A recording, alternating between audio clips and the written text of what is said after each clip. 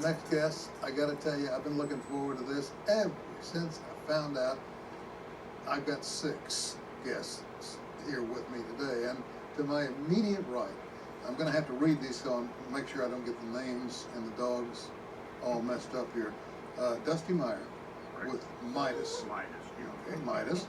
And then we've got Bill Elton in the middle with Judy. And Shirley Johnson on the end with Sarah Bell. Welcome to all 6 of you. It's okay, Sarah. Everything's fine. We're talking about service animals. What's the difference between a service animal and just a regular dog? Can I answer? I have a very simple answer. A service dog is one dog for one person for one purpose.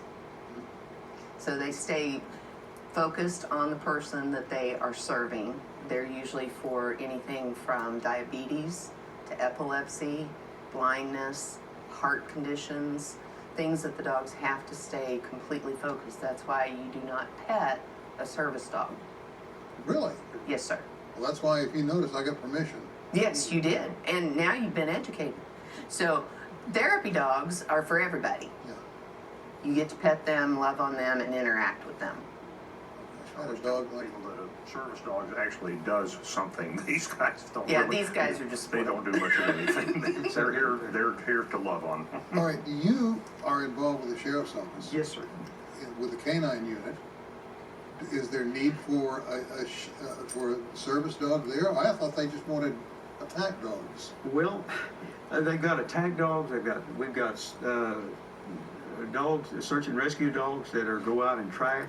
And I use Judy in the sheriff's office because there's so much stress. You can imagine the stress that a police officer is going through, and especially, well, if you just talk about search and rescue, if you're going out and looking for a dead body, and they find it, you can imagine the stress that they're finding, the officers. So we're set up in the command post, and when they're having stress, then they come and visit with her.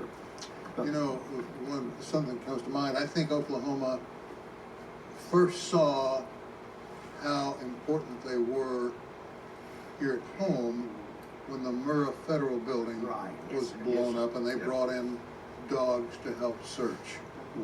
And I heard so many people comment on, did you see the way those dogs went right into that danger zone, looking for possible life or recovery? Pretty amazing. Do you train them to be service dogs, or how does it work? Well, these guys are really considered therapy dogs, and they don't require a lot of training like a service dog. Usually someone with a service dog, they start when that dog is 8 weeks old, and they will train continuously for 2 years or more before they're handed off to the individual that they'll be assigned to. These are personal pets, and they are obedience trained, but they have the temperament to be therapy dogs. As you can see, they're all very calm and very mild-mannered. They love other dogs. They love human beings. We work with the obedience end of it, but these dogs are born with this kind of temperament. It's not something you can train into them. So you must look for certain characteristics when you're trying to decide, will that dog work? Yes, sir. I'll be darned. You told an interesting story before we came out here. I'd like for you to repeat that story, if you will, involving this type of animal. It was my previous therapy dog. His name was Eli, and he was also a Great Pyrenees like Sarah, but he was black and white, and he was in his final testing for his therapy registration. And we were in a facility where there was a gentleman that was catatonic, and he had not been interactive for 3 months. He's sitting in a wheelchair, won't respond. And the staff kind of shooed me away. They said, and the dog insisted. He wanted to be next to this man.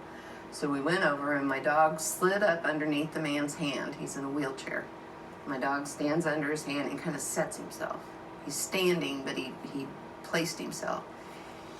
And he just took a breath, and we stood and watched. And the man's hand started to just kind of move. Oh, and then he started to stroke the dog. And the next thing we knew, he sat forward and he looked at the dog and he said, "Boy, you understand. You're the only one that understands." And it was the first time he'd spoken in 3 months. How'd the staff react? And the staff was in tears. Right. They could not believe it. And it was his breakthrough moment. He was able to be interactive and a part of their community from that point forward. I would gather then from what you just told that you all have seen similar things happen, Oh, have yes. you not? Is this Absolutely. common with this sort of Yes. Yeah, I think that's. I adopted Judy the last Saturday of July 3 years ago, 2016, and she didn't have a collar. So I stopped. This is over in Tulsa, so I stopped by Walmart to get her a collar, and there was Girl Scouts were selling Girl Scout cookies out in front. And now I didn't know anything about her. I had just adopted her. But anyway, the little Girl Scouts, there was 3 of them selling it at a table. And there was a little girl sitting behind that was younger. Judy just went over and forced herself, laid beside her, put her head on her lap. The girl shoved her off, not really hard, but just pushed her off. Judy just kept putting her head back on. And I couldn't figure out what was going on because I didn't know the dog. I'd only had her for a couple hours. And pretty soon the girl got to playing with Judy and interacting with her and got up and was stacking up cookies. Well, the mother came over, tears in her eyes. She said, "You don't understand what happened to you." And I said, "No." I said, "My dog and your daughter really hit it off." She says she's got autism on a real high level. She says she's got sensory problems. She said, "I can walk up and touch her and she will go into a seizure on it and hear your dog." And she's sacking up cookies now. And she said, I've never had this in her entire life. Immediate reaction. Immediate. Someone out there is watching this now and knows someone who may need it themselves. What do they do? How do they get a service dog or a therapy dog for themselves? Charlie? Well, service dogs, one of our outreaches in the metro area is therapeutics, which they breed and raise service dogs. So for individual needs, they will meet those needs. For therapy dogs, if you feel that your dog has got that compassion and empathy for people, you want to go through obedience, preferably basic obedience, and then you want to super socialize your dog. Dog needs to be used to all kinds of noises, all kinds of people. Did you know that dogs can be prejudiced? That can be a problem. So you want to make sure that the dogs like all races, all genders. There are some dogs that do not like men, there's some that don't like women. And if you've got one of those dogs, chances are they're not going to become a therapy dog. These 3 dogs are registered under Alliance of Therapy Dogs, which is a national umbrella. They're based out of Cheyenne, Wyoming. And they provide us with our liability insurance and our rules and guidelines so that everybody's in a uniform agreement as to how the dogs will be utilized and how they will behave when they're in working. We have a pretty rigorous training, not training, but it's a testing and observation program for these dogs where we take them out into society, we take them to medical facilities, we take them to, one of the places that we like to take our dogs is Bass Pro, because in Bass Pro you have a variety of sounds and noises and smells and interaction with the public, and we will walk the dog through that facility to see how the dogs do, how they handle that environment. And then we take them to hospitals, nursing homes, and we'll see how they handle that environment. I'll tell you what, I would wear a collar and you could take me to Bass Pro anytime.